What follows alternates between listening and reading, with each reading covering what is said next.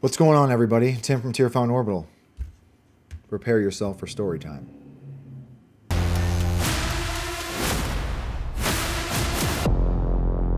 All right, what's going on, everyone? Tim from Tierfound Orbital again. So we're going to do a very... It's not going to be quick. I don't know why I'm even starting. See, every video is the same, so I'm just so used to saying it's going to be quick.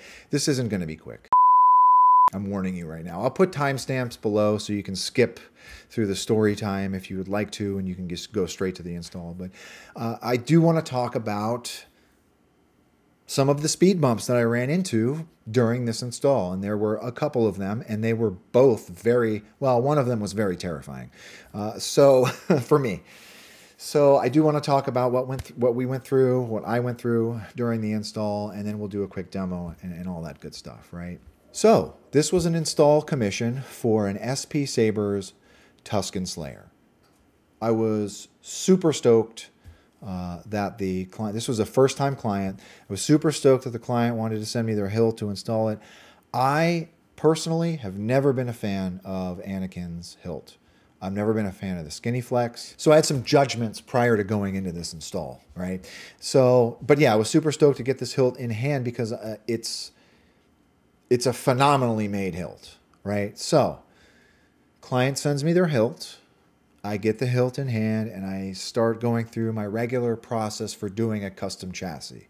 And what does that look like for me? So that looks like, you know, starting off with my, measuring my internal diameter, figuring out switch placement, because the Tusken has, they're like drop-in plunger switches with a magnet at the end. So I knew that I would probably end up having to go with onboard tactile switches for the chassis. So anyway, so I go through my whole process of prototyping a chassis, prototype it, print it out, do some fitting in the hilt itself, and then I'm ready to go, right? So I went back to my prototype in Fusion, added my greeblies. I did want to put some onboard LEDs on this chassis, did not go overboard with the LEDs on this one. They're very, very tasteful.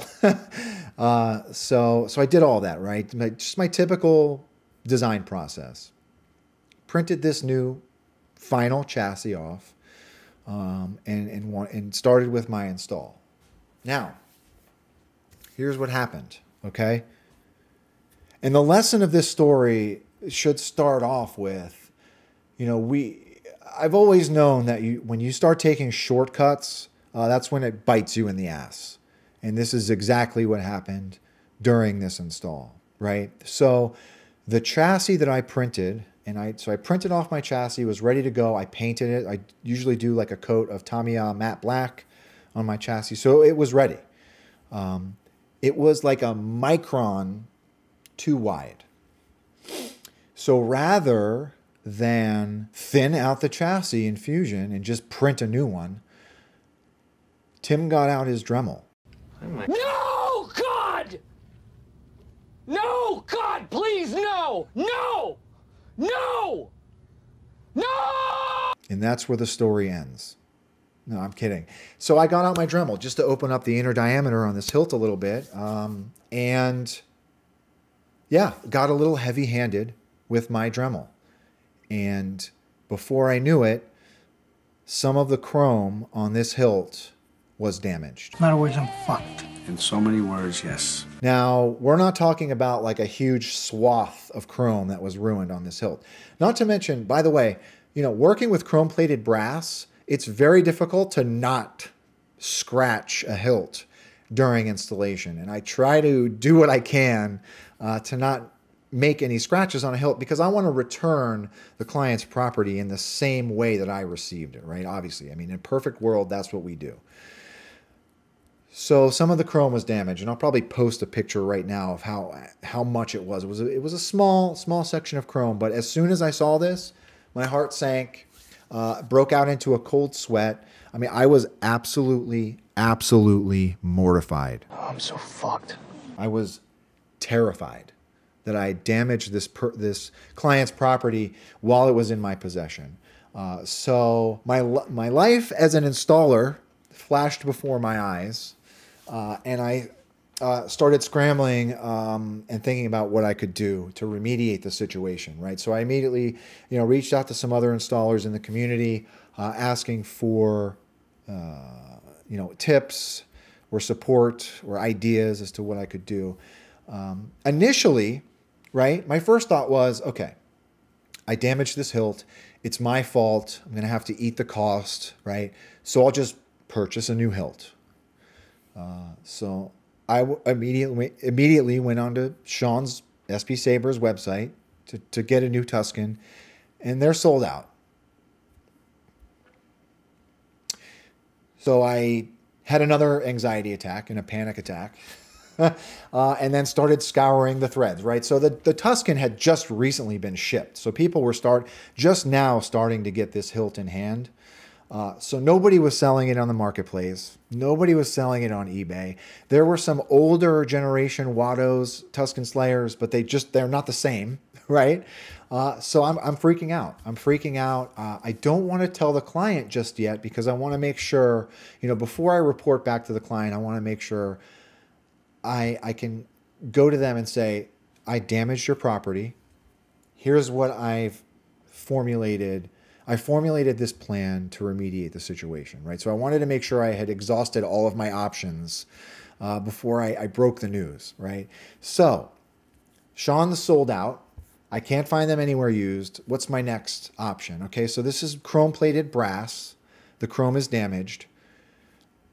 Who can I find locally that will repair chrome? And there are two places locally here in Philly that do chrome plating. One of them being an automotive chrome plating place. So they chrome plate brass and automotive parts. And the second was just a repair shop for old camera equipment and some other stuff, which is right up my alley, right? I mean, this one's not an old camera, Graflex or anything, but yeah. So the first place I go to is this automotive repair shop. And I walk in and say, I need to re-chrome something. So repairing chrome is not as simple as just patching this damaged area, right? So repairing chrome, especially chrome-plated brass, any chrome plating really, you've got to first remove the layer of chrome and then re-chrome the whole thing. And this was not really an option with this particular piece because I don't want to start taking off the fins. I don't want to remove and re-chrome it. Right? So this first automotive place looked at me when I showed them this lightsaber and laughed and apologized that they couldn't help me. The second place was very, very cool. I learned a lot about the chrome plating process. They were Star Wars fans. They were sympathetic to my situation, but they did not want to take it on as a repair because they too did not want to damage the piece any further, right? So they couldn't ensure that the new chrome would take, and they just, politely declined repairing it. So at this point, I feel like I've exhausted all of my options, right? I can't find a replacement hilt anywhere. I'm going to have to tell the client, look, I damaged your property. And I was mortified. As I said, this was a first-time client, and I don't like giving anyone bad news, right? So as a last resort, I sent out a flare to Shaun from SPsabers. I reached out to him and I said, look, man, I know you're sold out of Tuskens. Is there any chance that you've got a couple laying around for a rainy day? And Shaun immediately said, yeah, mate. Sorry, Shaun. He said, yeah, I've got a couple, actually. And these were not part of the scratch and dent runs. He had a couple spares.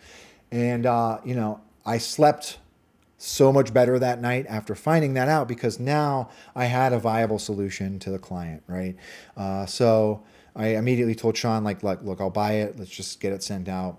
And then I prepared the phone call that I was going to make to the client. I did a video call because I feel like giving bad news face-to-face is a lot better than just doing a message, right? So I called the client, told them what happened. And luckily for me, again, the people in this community, from my experience, the majority of the time are super, super laid back people, very understanding. This particular client was very, very appreciative that I was transparent. And they did appreciate that I went I found a solution, right? I didn't want to go back to this person and say, look, I damaged your hilt, SOL. Do you want it or not? You know? So, you know, huge thank you to Shaun, and a huge thank you to the client for being so patient, right? So I go to the client and I tell them what happened. And I also offered to get the chassis printed in a premium material, right? So I'd already designed the chassis, and I said, look, for the trouble, for the weight, because, you know, this is going to add another couple of months onto the weight for the install. I told the client, I'll have this chassis printed in PEEK, because Craft Cloud offers a PEEK and a Delrin option for 3D printing. So I said, look, we'll do it in PEEK. It'll be a really cool chassis. And I sent the design off to Craft Cloud, and Craft Cloud comes back to me 2 weeks later and says, your file is too detailed. We cannot do it in PEEK. Why? That was the second crappy thing that happened. I was really hoping that I'd be able to return this hilt with a really cool chassis in a different material, but unfortunately we weren't able to go that route either. So I said to the client, look, I'm not going to make you wait any longer. I will print the chassis. we'll get it installed, right? So finally, here we are. And it's been quite a journey. And as I said, like, because this was the first time that something like this has ever happened to me, I try to take really great care of other people's hilts when they're in my possession, because these are not, I mean, they're not real, they're not toys. I mean, these are expensive pieces of functional sculpture, in my opinion, right? So I try to take great care when stuff is in my hand, and I just, you know, yeah, so I learned my lesson with my Dremel and Chrome. Not that I didn't already know that, but I just, yeah, very careless, in my opinion, and that was my fault. So, story time over. Let's get into it, right? So let's talk about the chassis. We're going to talk about the install, and we will do a quick demo. But before we go any further, I just want to say again, thank you to Shaun from SPsabers, and thank you to the client. The client probably knows that this was I had a couple of sleepless nights worrying about this, because I felt absolutely terrible. I felt terrible. So I'm glad that we figured it out in the end, and there's a way to get this hilt in the way it was. Not the same hilt, but it's being returned in a brand new state that was brand new, right? So anyway, let's talk about the chassis, right? So let's come into Fusion. Here is the chassis that I designed for this hilt. This is a fully removable chassis. I will talk about the internals of the Tusken in a minute here, but the reason you see this step down to a thinner diameter is because once you get past the control box on the Tusken, it gets even thinner towards the top. So that's why it steps down even thinner up to the top here, right? We've got room for a 24mm speaker here. This is from Smugglers Outpost. Battery tray is here. We've got a kill switch around back. I did my usual greebly work on this guy. I did add two very subtle blinking LEDs. So I didn't put LEDs all over this thing, right? So it's just two very subtle blinking red and blinking blue LEDs. This is the channel where the tactile switches are. And up top, we've got a 6-rail PCB. Proffie board sits in here. There is not a lot of room in this Proffie board tray. But it is press fit. If you need to get at the Proffie board, it will flip up and you can get to the SD card and the USB that way, right?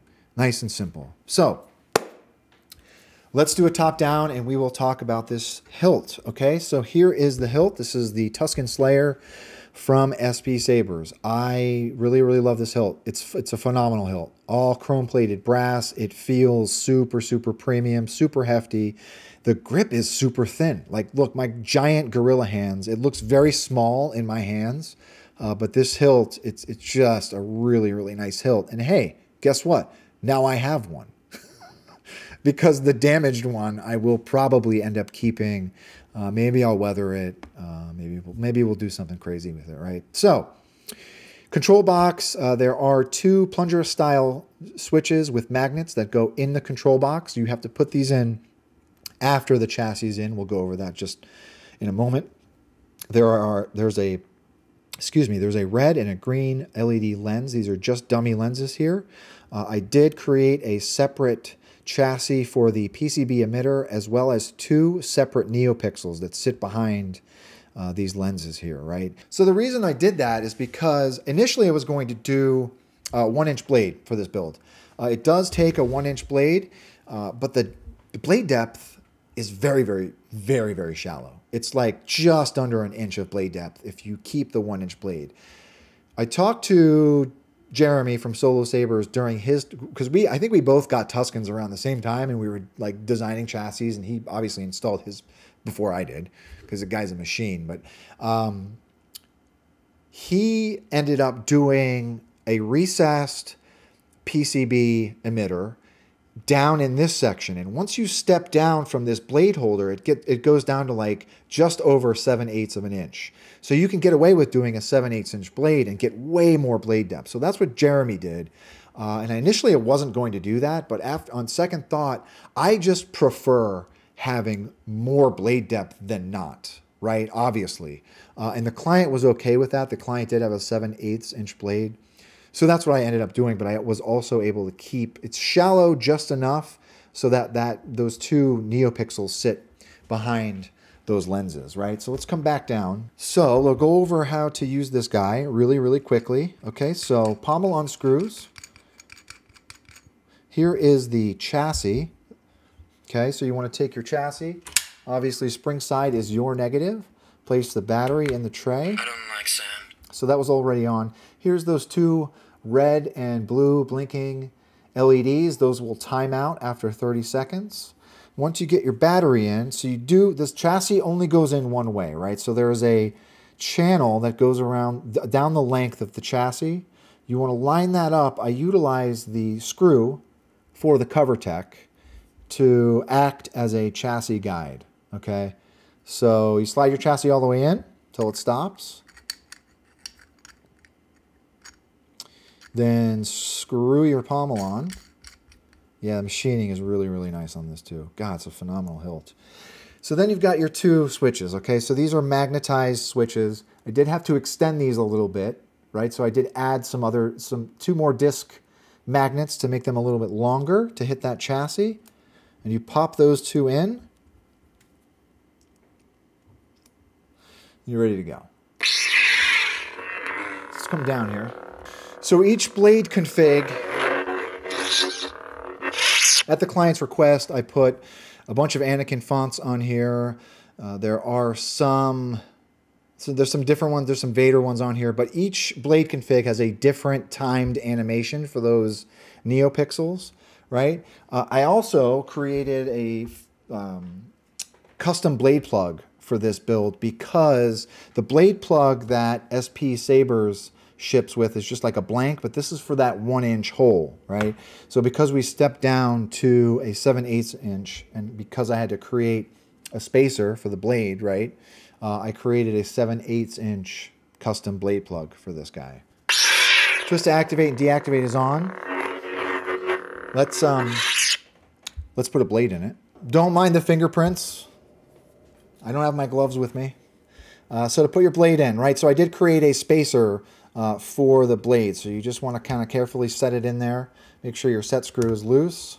And once your blade is all the way down on those PCB pins, there is a brass knurled thumb screw. Now this is another custom, it's not custom, but I had to get a longer brass thumb screw for this because it's a little bit, because of the 7/8 inch blade, right? So we had to get a longer thumb screw for that. And then you're ready to go.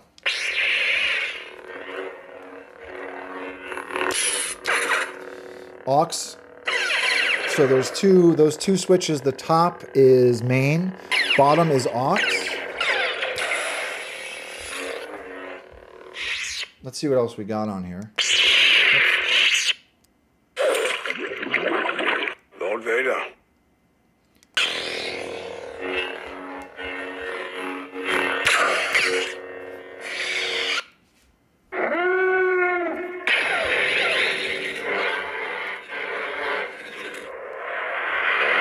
have to change the color of that. It shouldn't be green, right? Actually, yeah. I guess it should be. He is the chosen one. I am becoming more powerful than any Jedi has ever dreamed of. Just a phenomenal hilt. It's super hefty. Now this is pod racing. I mean, now technically that's an Anakin font, right?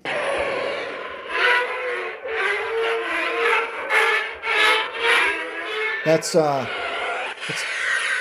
F1 Racer from Kyberphonics. So that's just a nice, quick. I was almost going to say quick. Not quick at all, Tim. So that's it. Blade plug goes in. Get a look at the blade plug. There's a blade plug.